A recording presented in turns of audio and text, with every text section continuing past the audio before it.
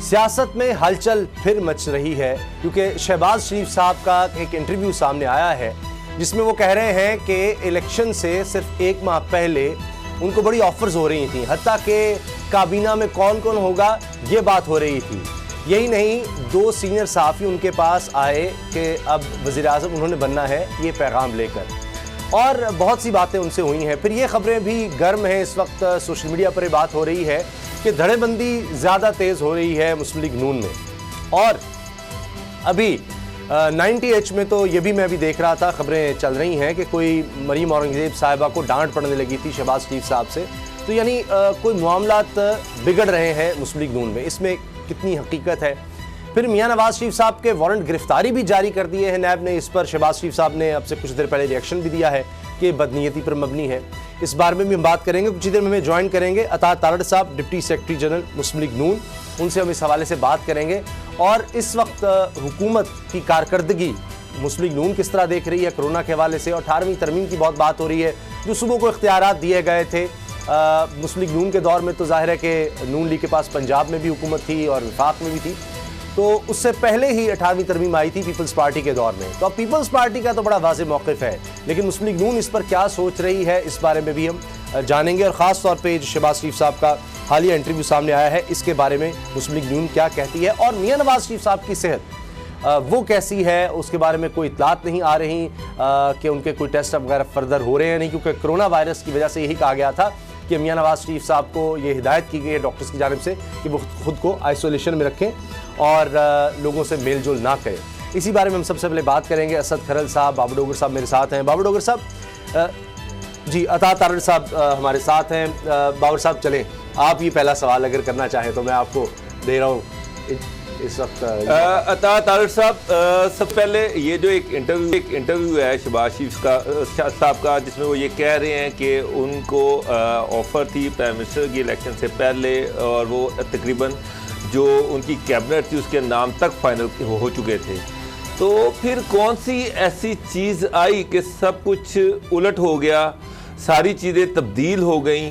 ये क्या था, आप इसको किस तरह से देखते हैं कि मतलब क्या कौन सी ऐसी चीज़ें हुई जिसकी वजह से ये प्राइम मिनिस्टर उनके हाथ से आते आते इमरान खान साहब के पास चली गई? बहुत शुक्रिया बाबर साहब आपका, बड़ी मेहरबानी जी। सबसे पहली बात तो ये है कि जो आईने पाकिस्तान और पाकिस्तान के कानून के मुताबिक तरीक़ेकार है वज़ीर आज़म बनने का, उसमें मेरा ख्याल है आपको जनरल इलेक्शन में मेजॉरिटी लेनी होती है सीटों की कौमी असेंबली में, और उसके बाद आप हाउस से कॉन्फिडेंस का वोट लेते हैं, कायदे-ए-ऐवान मुंतखब होते हैं, और कायदे-ए-ऐवान मुंतखब होने के बाद, हल्फ उठाने के बाद आप अपनी काबीना के नाम फाइनल करते हैं। तो तरीक़ेकार तो ये है। अब ये सुहेल वड़ाइच साहब बेहतर बता सकते हैं कि ये उनकी क्या मीटिंग हुई और उसमें क्या बात हुई, और उन्होंने जो कॉलम में जो मुदरजात हैं उनसे उनकी क्या मुराद थी और क्या मकसद था।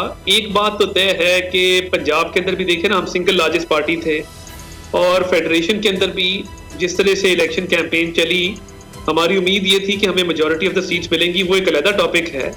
मगर सुहेल वड़ाइच साहब के आप कॉलम के हवाले से या वो बता सकते हैं या शहबाज साहब बेहतर बता सकते हैं। तारड़ साहब एक मिनट, एक चीज़ तो क्लियर है। देखिए, उन्होंने अपने इस इंटरव्यू में ये भी कहा है कि शहबाज शरीफ साहब ने कुछ ताकतवर हलकों से मुलाकातों की बात भी की है। तो ये नून लीग के अंदर तो डिबेट रही है कि शहबाज शरीफ का बयानिया डिफरेंट रहा है और नवाज शरीफ का बयानिया डिफरेंट रहा है, मरियम नवाज का बयानिया डिफरेंट रहा है। ये बयानिए तो डिफरेंट रही हैं। तो जो मुलाकातों की बात हो रही है और जो शहबाज शरीफ का बयानिया था, इससे तो इस चीज़ को तकवीत मिलती है कि शहबाज शरीफ उन हलकों के साथ अटैच थे, जबकि नवाज शरीफ साहब जो है वो वोट को इज्जत दो की कैंपेन चला रहे थे। बाबर साहब देखिए, बात यह है कि जमात के अंदर मुख्तलिफ मकातब फ़िक्र के लोग भी होते हैं, जिनके अपने अपने स्कूल्स ऑफ थॉट होते हैं, जिनकी अप्रोच सियासत की तरफ मुख्तलिफ होती है।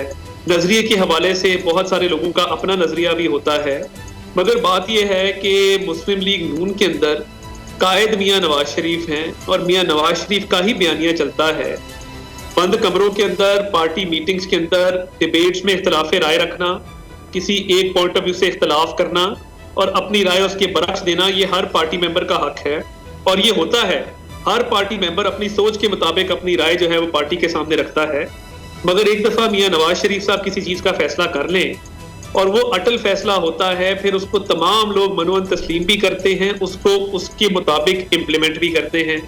अब जहां तक इस बात की बात है तो देखिए, जो मियां नवाज शरीफ का बयानिया है वही राइज है, उसी को तस्लीम किया गया है और पार्टी उसी पर जो है वो कारबंद है। मगर देखिए, शहबाज शरीफ साहब ने अपनी 4 दहाइयों की सियासत के अंदर हमेशा अपने भाई का साथ दिया है, वो उनको वालिद की जगह मानते हैं, उनकी किसी भी मकाम पर हुक्म अदूली नहीं की। माजी में बहुत पेशकशें उनको की गई, मगर उन्होंने हमेशा जो है वो अपने भाई का साथ दिया और भाई के ही बयानिए पर, भाई के ही हुक्म पर वो तमाम अपनी सियासत जो है वो करते हैं। और आज भी बतौर कायदे हिस्ब इख्तलाफ वो तमाम मामलात पर अपने भाई से जो है वो रहनुमाई भी लेते हैं और भाई के किसी भी हुक्म की हुक्म अदूली का वो सोच भी नहीं सकते। और ऑब्वियसली एक अप्रोच डिफरेंट हो सकती है, सोच मुख्तलिफ हो सकती है, मगर पार्टी जो फैसला साहब करते हैं। एक और चीज, शहबाज शरीफ साहब ने इसी इंटरव्यू में ये भी कहा कि चौधरियों के साथ जो तलखी थी वो खत्म हो चुकी है, अब हालात न्यूट्रल हैं। अगर इस चीज़ को मिलाया जाए, जो ख्वाजा बरादरान रिसेंटली चौधरी बरादरान से मिले हैं और उसमें भी उनको कोई तब्दीली आ सकती है, किसी तब्दीली का पेश खैमा हो सकती है ये जो मुलाकात थी। देखिए, इससे पहले भी चौधरी साहिबान के साथ हमारा बड़ा एक कॉर्डियल रिलेशन रहा है, खुशी गमी का उनको बड़ा एहसास होता है, हर मौके पे पहुंचते हैं, बड़ी रवादारी का मुजाहरा करते हैं।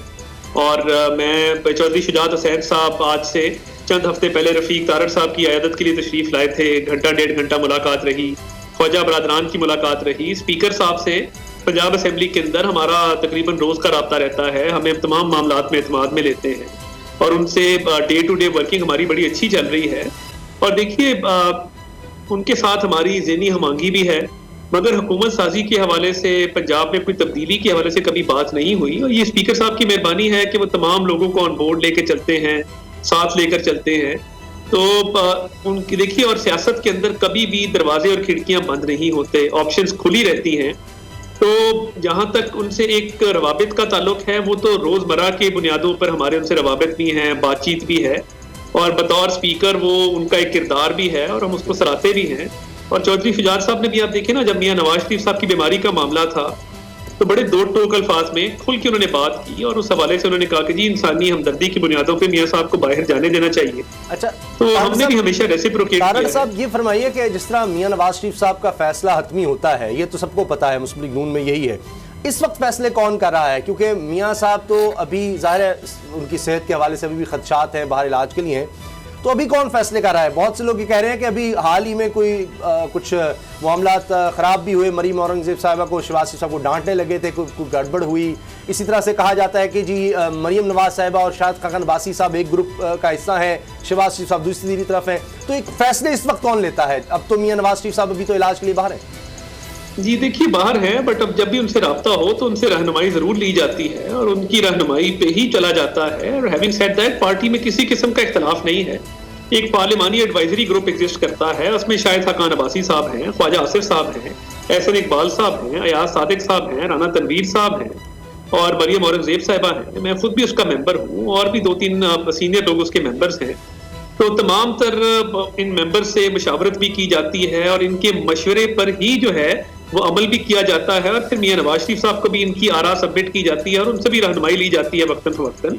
तो पार्टी मुत्तहिद है और ऐसी बात नहीं है कि पार्टी के अंदर कोई डिवीजन हो। अच्छा, और ये फोरम न्यूज़ भी चल रही है कि मियां नवाज शरीफ साहब के जो वारंट गिरफ्तारी जारी किए नैब ने, उस पर शदीद तनकीद की है शहबाज शरीफ साहब ने, कहा कि ये इंतकामी कार्रवाई है, इमरान खान साहब इंतकाम की भेंट चढ़ा रहे हैं अपोजिशन को।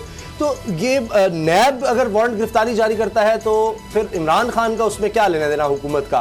और उसमें इमरान खान साहब का ये कसूर है कि आपको याद होगा वो अमेरिका गए थे और वहां पे जोशे खिताबत में सच निकल आया और उन्होंने कहा एक जलसे से खिताब करते हुए कि शाहिद खाकन अब्बासी ने कहा था कि अगर मैं करप्ट हूं तो मुझे पकड़ लो, तो मैंने पकड़ लिया।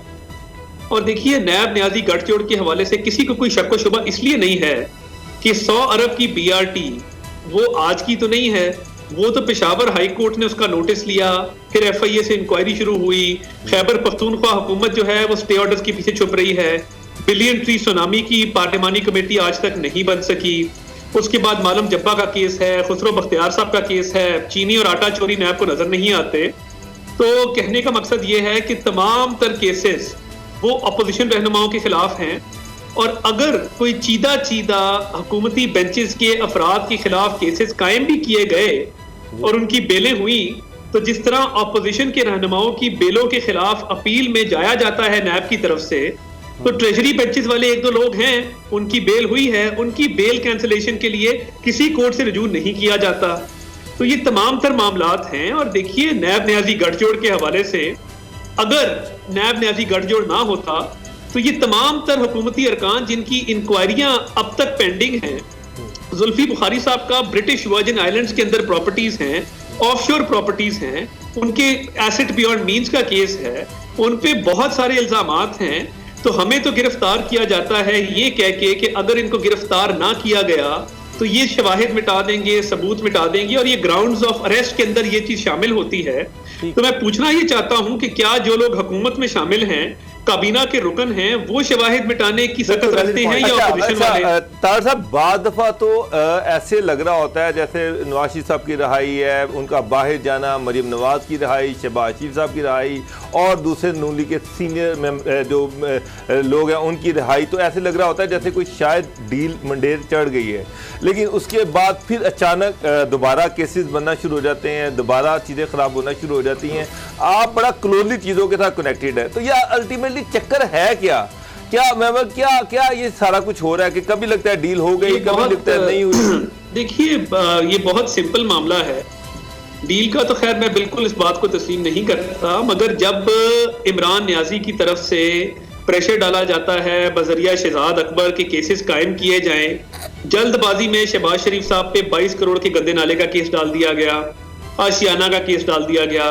जब ये केस अदालतों में जाते हैं तो नैब को सुक्की का सामना करना पड़ता है, क्योंकि हुकूमती प्रेशर पे केसेस कायम कर दिए जाते हैं, और सबूत और शवाहिद देने की बारी आए तो कोर्ट्स के अंदर जो है वो बाकायदा इनको सुक्की भी होती है, निजामत भी होती है, और कई जगह पे चीफ जस्टिस को कहना पड़ता है कि जी Shahbaz Sharif is the good guy in this case.